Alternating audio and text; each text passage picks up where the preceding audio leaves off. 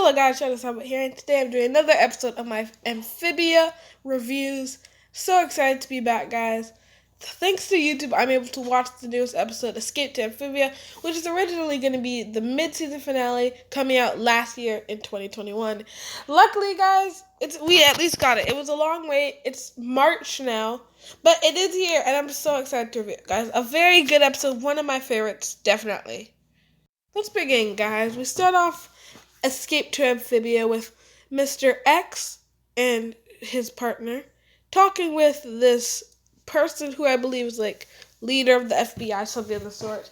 And he's basically telling Mr. X that the amphibious, they call them extraterrestrial, problem is getting out of hand, so they need to go solve it. And he's willing to give Mr. X nearly anything to get rid of this problem. This meanwhile, while Anne, the planters, Anne's parents, Terry, and Dr. Jan are all trying to make a working portal. I actually talked about all these quickly in my Season 3B sneak peek review. Guys, go check that out. Pop is also into avocado toast and loves avocados now. So, that's fun. We get a quick, cool explanation of the music box, which apparently the music played on the music box actually determines where they go using the music box, like it pinpoints it, which explains the music part of it. Which is very interesting, meaning they may actually be traveling to different worlds near in this finale. Basically, they do start the portal working, which is great, guys. They even see a red mantis eating whatever animal this is, which I believe is a reference to the first episode where Anne actually fought a red mantis along with Sprig and the rest of Wartwood. Though not enough power, this gives them enough hope to, actually get back to Amphibia and open another working portal. Then Dr. Jan helps Anne make a realization. While trying to compliment her on being so brave for going back there to try and stop the king, the issues Anne realizes she's going to be leaving behind her parents and everyone else on Earth. Though a bit sad, they decide that they're going to take their minds off it for a short time and get a few more supplies to help the portal get up and working again. And they go to a store.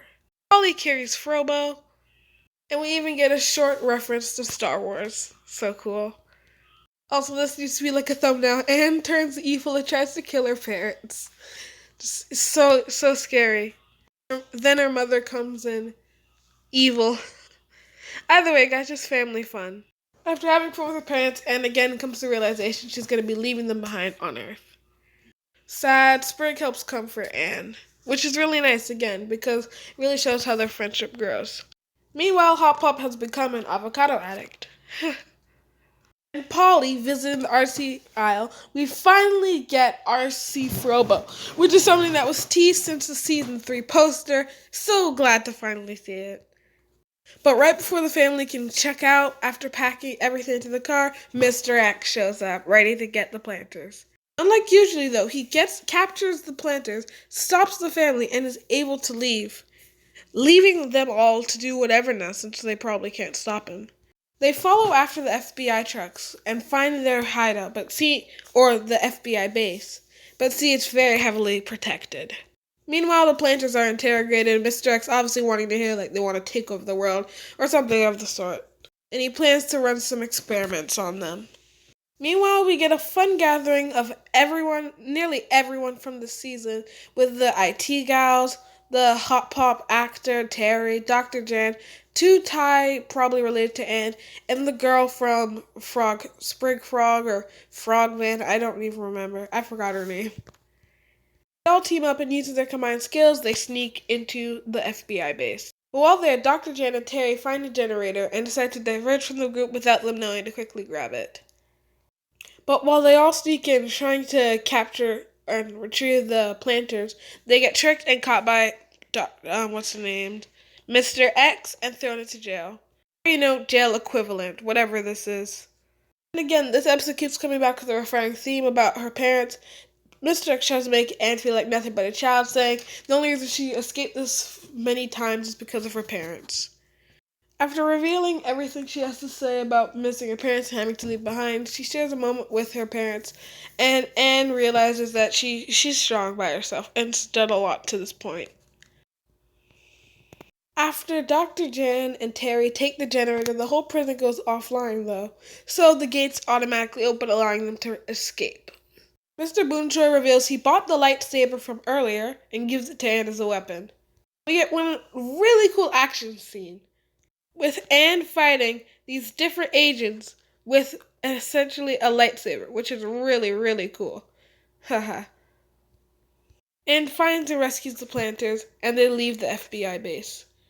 Unfortunately, though, even after they get in the truck and all leave, they realize that, well, they don't realize, but Mr. X decides to put a tracker on them after catching up to them in their truck.